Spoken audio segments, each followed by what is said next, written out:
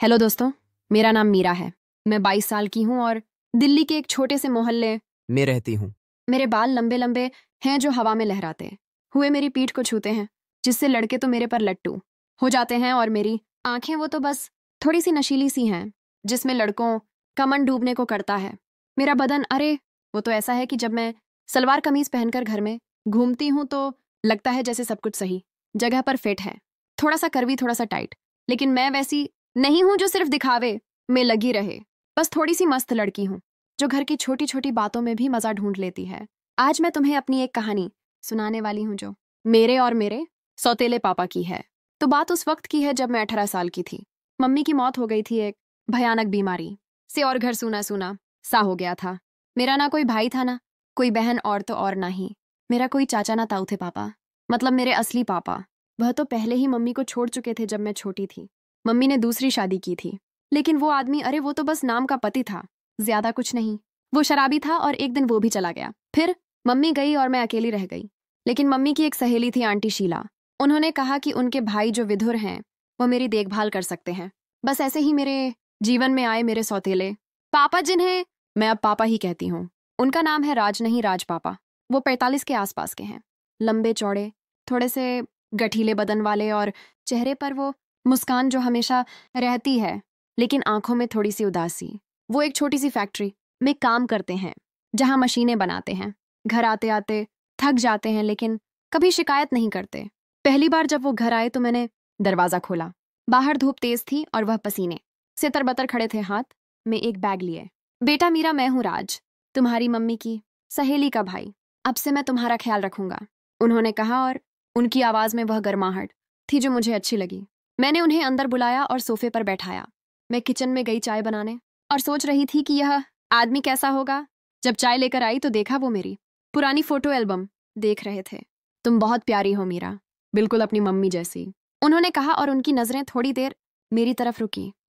मैंने मुस्कुरा दिया, लेकिन दिल में थोड़ा सा कुछ हुआ, जैसे कोई हलचल। वो रुकी नजरें, वो तारीफ फिर शुरू हुआ। हमारा सात घर छोटा सा था, 2 कमरे, एक किचन और एक छोटा सा आंगन। पापा सुबह जल्दी उठते, चाय बनाते और मुझे जगाते, उठो बेटी, स्कूल का टाइम हो गया कहते।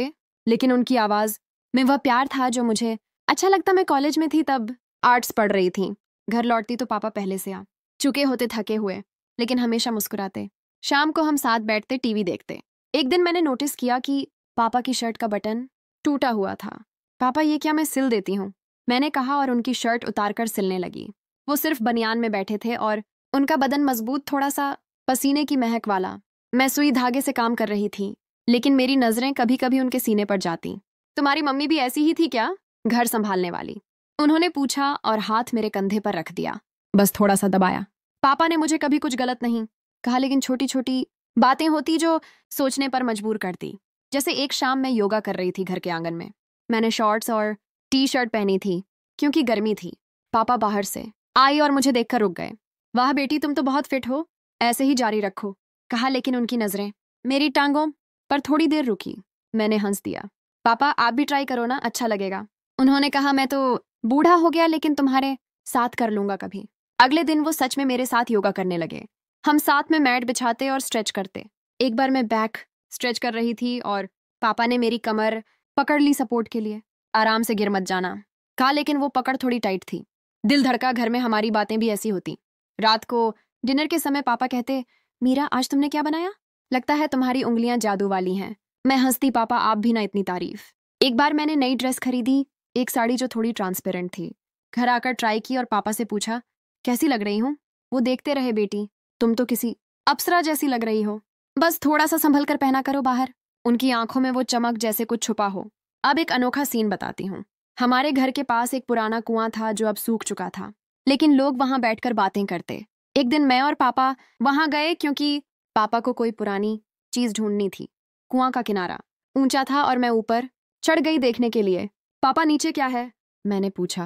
वो नीचे से बोले, आराम से, गिर मत जाना, लेकिन हवा तेज आई। पापा ने हाथ बढ़ाया मुझे पकड़ने के लिए और उनका हाथ मेरी जांघ पर लगा। सॉरी बेटी, कहा, लेकिन वो टच थोड़ा सा लंबा रहा। मैं नीचे उतरी और हम हंस दिए, लेकिन दिल में वो सवाल, क्या पापा जानबूझकर नहीं, शायद एक्सीडेंट। फिर एक बार पापा को गिटार बजाना पसंद था। वो पुराना गिटार था उनके पास और शाम को बजाते। मैं उनके पास बैठती और सुनती। एक दिन उन्होंने कहा, मीरा तुम सीखो ना, मैं सिखाऊंगा। मैंने कहा, हाँ पापा सिखाओ। वो मेरे पीछे खड़े हो गए, हाथ मेरे हाथों पर रखकर स्ट्रिंग्स दबाने लगे। उनका सांस मेरी गर्दन पर लग रही था, गरम गरम। ऐसे दबाओ धीरे से, कहा। मैंने महसूस किया उनकी बॉडी मेरी पीठ से छू रही है, लेकिन बस सिखाने के लिए। मैंने गिटार बजाया तो पापा खुश हुए। अरे वाह बेटी, तुम तो बहुत अच्छे से बजा लेती हो। वो बहुत खुश हुए, जैसे एक असली पापा को अपनी बेटी की किसी जीत पर होती है। मेरे पिछले वाले पापा भी मुझे इतना प्यार नहीं करते थे। समय बीतता गया, मैं 19 की हुई। कॉलेज में दोस्त बने, लेकिन घर पर पापा ही सब कुछ थे। एक दिन मैं बीमार पड़ गई, बुखार था। पापा ने छुट्टी ली, मेरे पास बैठे, सिर पर हाथ फेरते, चिंता मत करो बेटी, मैं हूं ना। लेकिन जब दवाई देते उनकी उंगलियां मेरे होठों को छूती। लेकिन यही पापा का प्यार था। रात को मैं सो नहीं पा रही थी। पापा आए, मेरे बेड पर बैठे कहानी सुनाने लगे। उनकी आवाज सुकून देती, लेकिन जब हाथ मेरे कंबल के नीचे रखा, बस थोड़ा सा स्ट्रोक किया। सोचा क्या मतलब, लेकिन कुछ नहीं, बस कंफर्ट। फिर कहानी सुनते सुनते मैं सो गई। यही एक अच्छे पापा की जिम्मेदारी होती है। हमारे घर में एक पुरानी अटारी थी, जहां पुरानी किताबें रखी थी। एक दिन मैं वहां गई कुछ ढूंढने, लेकिन सीढ़ी से गिरने लगी। पापा नीचे थे। उन्होंने मुझे कैच किया उनकी बाहों में। मेरा बदन उनके बदन से चिपक गया थोड़ी देर के लिए। सावधान रहो मीरा, क्या कर रही हो? तुम गिर जाती तो वो गुस्से में बोले। मैंने कहा, सॉरी पापा, आगे से ध्यान रखूंगी। पापा ने कहा, तुम्हारे सिवा मेरा दुनिया में कोई नहीं है। अगर तुम्हें कुछ हो गया तो मैं कहाँ जाऊंगा? उनकी आंखों में आंसू थे। मैंने उनकी आंखें साफ की और कहा, पापा आगे से ऐसा नहीं होगा। फिर धीरे धीरे पापा ने मुझे बिजनेस सिखाना शुरू किया। वो कहते, बेटी जीवन में मजबूत बनो। हम साथ में फैक्ट्री जाते, कभी कभी वहां मशीनें देखती और पापा एक्सप्लेन करते। एक बार एक मशीन में हाथ फंस गया मेरा। पापा ने निकाला और हाथ चूम लिया। दर्द तो नहीं। मुझे लगा जो मेरे असली पापा प्यार नहीं दे पाए, वो ये पापा दे रहे हैं। मैं सोच में थी, लेकिन पापा ने मुझे हिलाया। क्या हुआ? तू क्या सोच रही है? मैंने होश पकड़ा और कहा, कुछ नहीं पापा। फिर मैं 20 साल की हुई। अब मैं ज्यादा मैच्योर लगने लगी। पापा की नजरें कभी कभी रुकती, लेकिन कभी कुछ कहा नहीं। एक शाम हम घर के छत पर गए तारे देखने। पापा ने कहा, मीरा तुम मेरी जिंदगी की रोशनी हो। मैंने उनका हाथ पकड़ा। पापा आप भी मेरे लिए सब कुछ हो। अब 21 की हुई, कॉलेज खत्म, जॉब ढूंढ रही थी।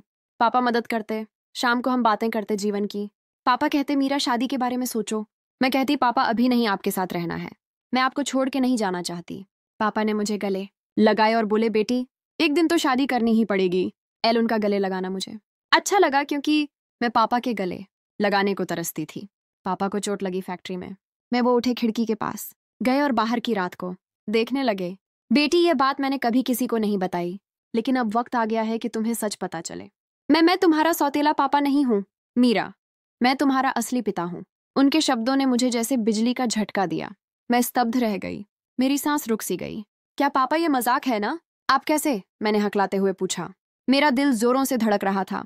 मेरी दुनिया उलट पुलट हो गई थी। जो आदमी मैंने सौतेला समझा, जो मेरी देखभाल करता था, वह मेरा खून का रिश्ता था। वो पापा जो सालों पहले मम्मी को हॉस्पिटल गई, उनके पास रुकी। रात को वो सोए थे। मैं उनका हाथ पकड़कर बैठी। उनकी उंगलियां मेरी हथेली पर घूमी, शायद नींद में। दिल धड़का। सोचा क्या है यह? लेकिन सुबह सब नॉर्मल। अगले दिन पापा ठीक हुए और पापा ने कहा, मीरा मुझे तुमसे कुछ कहना है। उनकी आवाज में एक अजीब सी कंपी थी। मैंने उनका चेहरा देखा। वो उदास लग रहे थे, जैसे कोई पुराना राज छुपा हो जो अब बाहर आने वाला हो। मैंने अपना हाथ उनके हाथ में रखा और कहा, बोलिए पापा क्या बात है? आप इतने परेशान क्यों लग रहे हो? पापा ने एक गहरी सांस ली। उनकी आंखें नम हो गईं। वो उठे, खिड़की के पास गए और बाहर की रात को देखने लगे। बेटी ये बात मैंने कभी किसी को नहीं बताई, लेकिन अब वक्त आ गया है कि तुम्हें सच पता चले। मैं तुम्हारा सौतेला पापा नहीं हूं मीरा, मैं तुम्हारा असली पिता हूं। उनके शब्दों ने मुझे जैसे बिजली का झटका दिया। मैं स्तब्ध रह गई, मेरी सांस रुक सी गई। क्या पापा ये मजाक है ना? आप कैसे? मैंने हकलाते हुए पूछा। मेरा दिल जोरों से धड़क रहा था। मेरी दुनिया उलट पुलट हो गई थी। जो आदमी मैंने सौतेला समझा, जो मेरी देखभाल करता था, वह मेरा खून का रिश्ता था। वो पापा जो सालों पहले मम्मी को छोड़कर चले गए थे। पापा मेरी तरफ मुद्दे, उनकी आंखों में आंसू थे। नहीं बेटी, ये मजाक नहीं है, सच है। बैठो, मैं सब बताता हूँ। ये कहानी दर्द भरी है, लेकिन तुम्हें जानना जरूरी है। उन्होंने मुझे सोफे पर बैठाया और खुद मेरे पास बैठ गए। उनकी आवाज कांप रही थी, जैसे हर शब्द उन्हें चीर रहा हो। बात उन दिनों की है जब तुम बहुत छोटी थीं, मुश्किल से 5 साल की। मैं और तुम्हारी मम्मी, हमारी शादी हुई थी प्यार से, लेकिन जीवन ने हमें बहुत परखा। मैं तब एक छोटी सी नौकरी करता था फैक्ट्री में ही, लेकिन घर चलाना मुश्किल था। तुम्हारी मम्मी वो बहुत मजबूत थी, लेकिन हमारी रोज की लड़ाइयां वो बढ़ती गईं। मैं गुस्सैल था, शराब की लत लग गई थी। एक दिन झगड़े में मैंने कुछ ऐसा कह दिया जो नहीं कहना चाहिए था। तुम्हारी मम्मी ने मुझे घर से निकाल दिया। मैं चला गया बेटी। मैंने सोचा था कि समय के साथ सब ठीक हो जाएगा, लेकिन मैं गलत था। मैंने तुम्हें छोड़ दिया जब तुम्हें मेरी सबसे ज्यादा जरूरत थी। वो मेरी जिंदगी की सबसे बड़ी गलती थी। मैं रोने लगी। पापा, लेकिन क्यों? मम्मी हमेशा कहती थी कि आप हमें छोड़कर चले गए किसी और के लिए। क्या वो सच था? मेरी आवाज में दर्द था, जैसे पुराने जख्म फिर से हरे हो गए हों। पापा ने सिर झुका लिया। नहीं मीरा, वो झूठ था जो तुम्हारी मम्मी ने तुम्हें बचाने के लिए कहा। मैं किसी और के लिए नहीं गया। मैं टूट गया था। शहर छोड़कर दूर चला गया, एक छोटे से गांव में। वहां मैंने अपनी जिंदगी नए सिरे से शुरू की। शराब छोड़ी, मेहनत की। फिर एक दिन मुझे एक विधवा मिली, शीला आंटी की दोस्त। हमने शादी कर ली। मैंने सोचा नई शुरुआत होगी, लेकिन ऊपर वाले की मर्जी कुछ और थी। हमारी शादी के बाद हमें पता चला कि मेरी दूसरी पत्नी को कोई बीमारी थी, वह मां नहीं बन सकती थी। डॉक्टरों ने कहा कोई समस्या है, बच्चे नहीं होंगे। मैंने बहुत कोशिश की, इलाज करवाया, लेकिन कुछ नहीं हुआ। उनकी आवाज में वह दर्द था जो दिल को चीर देता है। मुझे एक बेटी की चाहत थी मीरा, एक ऐसी बेटी जो मेरी जिंदगी में रोशनी लाए। रातों को मैं जागता रहता, सोचता कि मेरी असली बेटी कहाँ होगी। तुम्हारी याद आती, लेकिन मैं लौट नहीं सकता था। तुम्हारी मम्मी ने मुझे कभी माफ नहीं किया होता। मैंने सुना था कि उन्होंने दूसरी शादी की, लेकिन वो शादी भी नहीं चली। मैं दूर से सब देखता रहा, लेकिन कभी हिम्मत नहीं की। फिर जब तुम्हारी मम्मी की मौत की खबर मिली, वो बीमारी ने उन्हें ले लिया। मैं टूट गया बेटी। शीला आंटी ने मुझे बताया कि तुम अकेली हो। तब मैंने फैसला किया कि अब मैं अपनी बेटी के पास जाऊंगा, लेकिन मैं अपनाओ, धीरे धीरे प्यार कमाऊं। लेकिन हर दिन तुम्हारे साथ रहकर मैं खुद को कोसता था। तुम मेरी बेटी हो और मैंने तुम्हें इतने साल अकेला छोड़ दिया। माफ कर दो बेटी, अगर कर सको तो। मैंने तुम्हारी मम्मी को छोड़ा क्योंकि मैं कमजोर था, लेकिन अब मैं मजबूत हूं। तुम मेरी जिंदगी हो। मैं उनकी छाती से लग गई, रोती रही। वो दर्द, वो पछतावा, सब कुछ बाहर आ गया। पापा, मैं आपको माफ करती हूँ। आप मेरे लिए सब कुछ हो, लेकिन ये दर्द, इतने साल हम दोनों रोए घंटों तक। वो रात हमारी जिंदगी बदल गई। अब कोई राजा नहीं था, सिर्फ प्यार था, एक पिता और बेटी का सच्चा प्यार। दोस्तों, कहानी यहीं खत्म होती है। अगर आपको ये कहानी पसंद आई तो चैनल को सब्सक्राइब करें, वीडियो को लाइक, शेयर और कमेंट जरूर करें। अगली कहानी में मिलते हैं।